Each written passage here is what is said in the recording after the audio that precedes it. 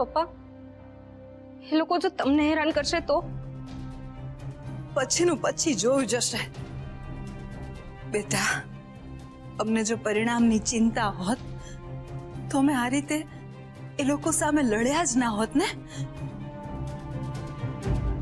હા બેટા,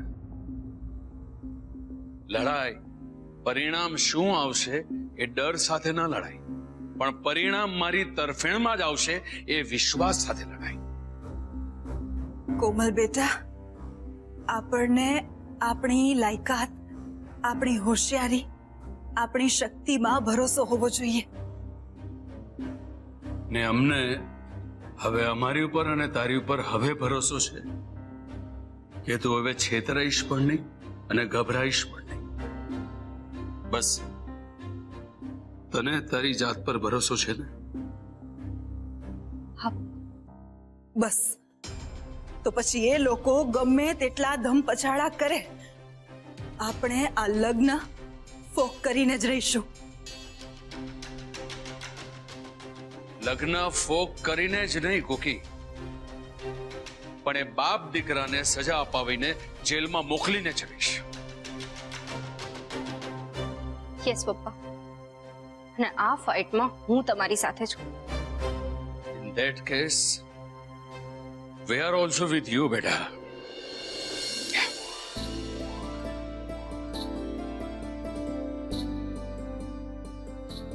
તમે બંને ત્યાં કેમ ઉભો છો? કામ કામ કામ કામ કામ કામ કામ. એકચ્યુઅલી તો હંમેશા શું પેલું કહેતી હતી, આ ફેમિલી હક, ફેમિલી હક. યસ, ફેમિલી હક હો જાય, હો જાય. ફેમિલી હક. Thank you, thank you. I love you all. And we also love you.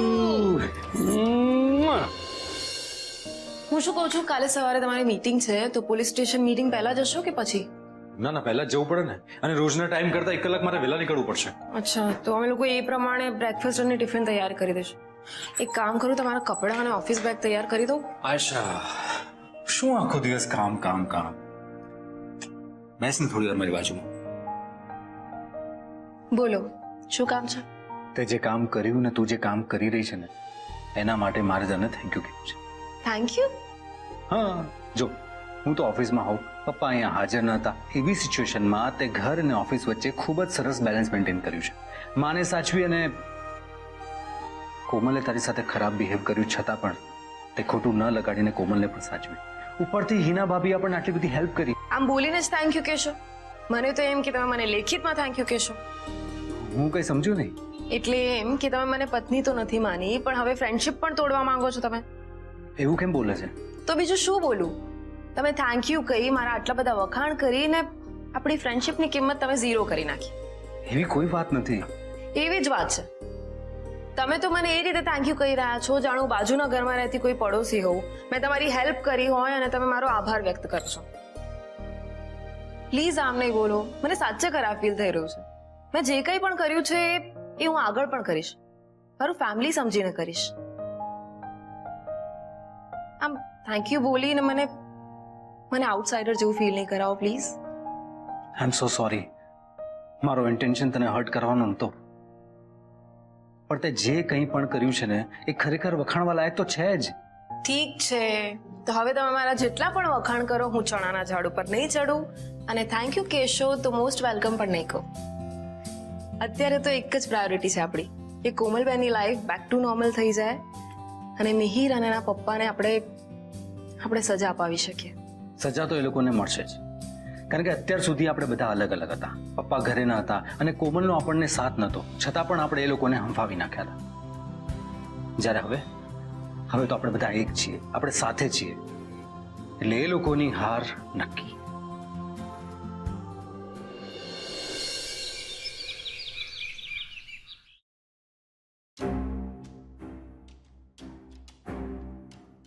કોમલ એકલી બેઠી છે, આ જ કરેક્ટ ચાન્સ છે એની સાથે વાત કરવાનો. જો એ મને સપોર્ટ કરશે તો ભાઈનો ગુસ્સો પણ ઓછો થઈ જશે.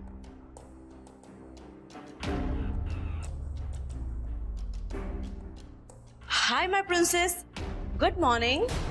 પ્લીઝ તમે મારી સાથે વાત જ ના કરો.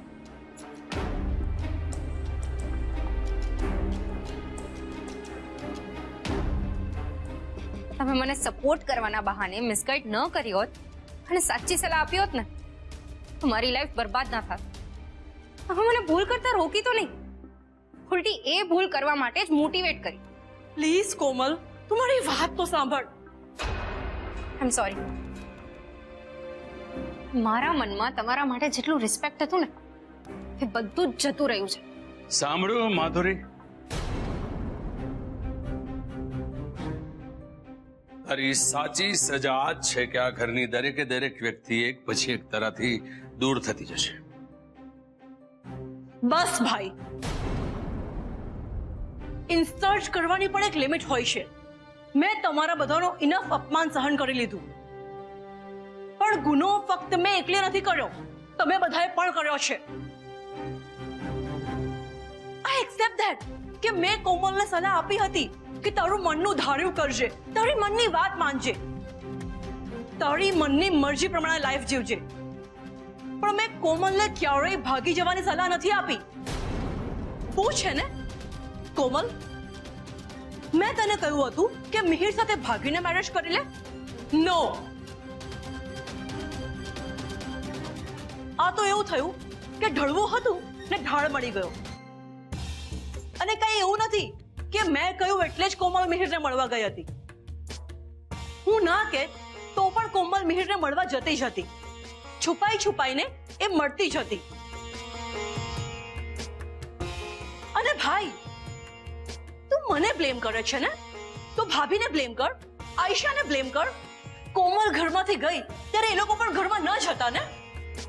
શું થયું બેન? ફરી પાછા કેમ આટલા ગુસ્સામાં છો? કેમ? આ ઘરમાં મને હવે ગુસ્સે થવાનો પણ અધિકાર નથી. માત્ર હું જ નહીં, ભાભીની બેદરકારી, કોમલનો આંધળો પ્રેમ અને તમારા બધાનો કોમલ માટેનો આંધળો વિશ્વાસ પણ એટલો જ જવાબદાર છે જેટલી મારી સલાહ જવાબદાર છે. એટલે પ્લીઝ મને હોળીનું નાળિયેર નહીં બનાવો. આ તો ધર્મ કરતા ધાડ પડી. મેં કોમલની હેલ્પ કરી અને એણે તો મને જ બધાની સામે ગુનેગાર બનાવી દીધી. બસ માધુરી, તું કરવા શું માંગે છે એ કે. કમ સ્ટ્રેટ ટુ ધ પોઈન્ટ. હું શું કહેવાની ભાઈ, તમે બધા એક થઈને મને એકલી પાડી જ દીધી છે, તો બેટર એ જ છે કે હું આ ઘર છોડીને ચાલી જ જાઉં. ઓહ, લાઈફમાં પહેલી વાર તે કરેક્ટ અને સમયસર એક ચોક્કસ નિર્ણય કર્યો છે. હું તો એમ કહું છું, કલ કરો સો આજ કર, આજ કરો સો અબ. આ તમે શું બોલો છો? અને બેન, તમે પણ શાંત થઈ જાઓ, તમારે ક્યાંય નથી જવાનું. નહીં નહીં નહીં ખોકી, જો જો જો જો માધુરીની ઈચ્છા ના હોય તો આપણે એને પરાણે ના રોકી જોઈએ. હું જ રાકેશ કુમારને ફોન કરી દઉં.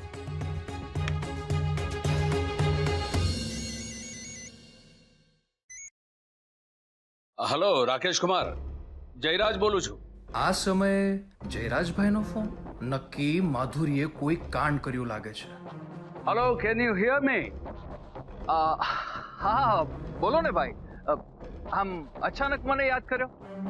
મેં બે નથી કર્યો, તમારી પત્ની શ્રીએ તમને ખૂબ જ ડેસ્પરેટલી યાદ કર્યા છે. એ તમારી પાસે આવવા માંગે છે, એટલે પ્લીઝ તમે એને લેવા આવી જાઓ ને. પણ ભાઈ નહીં નહીં, એ કામ કરો, તમે કાલે જ આવી જાઓ. અને અને અને સાંભળો સાંભળો, આપણે સાથે જમીશું. જમવાનું અહીંયા છે. ઓકે ઓકે ઠીક છે, હું આવી જઈશ. ઓકે. અરે જલ્દી તારું પેકિંગ કરવાની શરૂઆત કર. રાકેશ કુમાર કાલે સવારની પોરમાં આવી જશે તને તેડવા માટે. કહો કહો કહો કહો.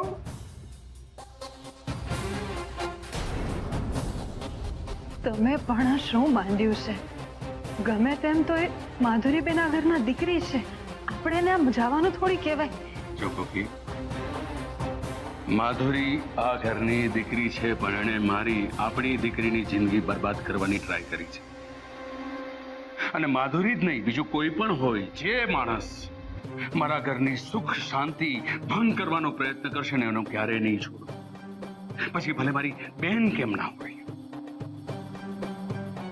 તમે ગમે તે કહો, પણ હું માધુરીબેનને નહીં જવા દઉં.